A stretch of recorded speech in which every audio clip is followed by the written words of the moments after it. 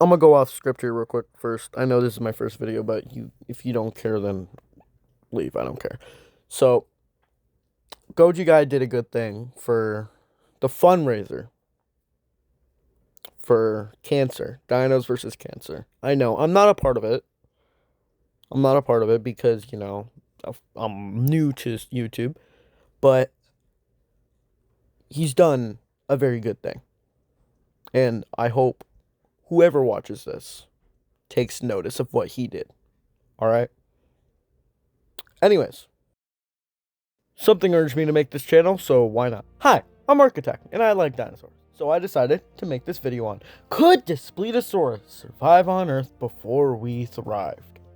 Now, the answer is obvious, but I want to make this good. So we will decide 4 factors: where it could live, when would be the best year it could live, what would its prey be, and would it thrive. So without further ado, let's get this started. Before we start, let's go through our dinosaur.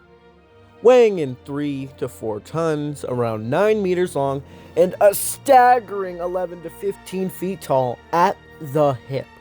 It was just massive. Oh, brother, this guy stinks! Sorry. It had a strong jaw like the Tyrannosaurus Rex with dagger-like teeth made for cutting in deep and crushing bone. It had prominent bony crests that were in front and behind its eyes, which might have been used for display via attracting a mate, and we don't know. We just don't know. Now that that's out of the way, first let's decide where it will live.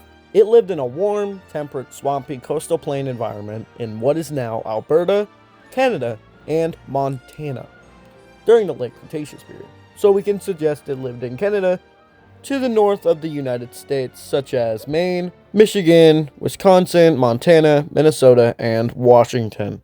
But it also preferred swampy terrain, so Brazil isn't a bad place either. So I might just say Brazil. Yeah, Brazil. Now, the year. See, I don't want it to go with the current timeline due to the Daspletosaurus getting hit by a car, or worse, getting hunted. So we'll say, yeah, 9,000 BC. Yeah, that works. Now, its prey.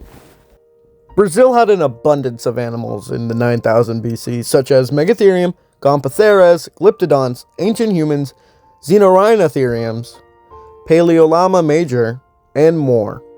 So, the Daspletosaurus is eating good, but the main issue, can the Daspletosaurus take on its prey? It can definitely take down Paleolama major and Xenorhinotherium because of its sheer size and weight. But the issue is Megatherium, Gomphotheres, and Glyptodons.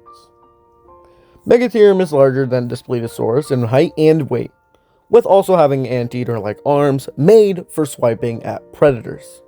I think the Daspletosaurus would steer clear. Same with Gomphotheres, due to the sheer size, but if it's desperate enough, it would most likely go for it. Now, the Glyptodon. Oh boy, the Glyptodon weighs 2 tons. And it was only 4.9 feet tall. Jeez, this is like Pierce versus at-87 over again. I'd say either way, to be honest, due to the shell. I'm leaning towards Daspletosaurus because of the size and bite force.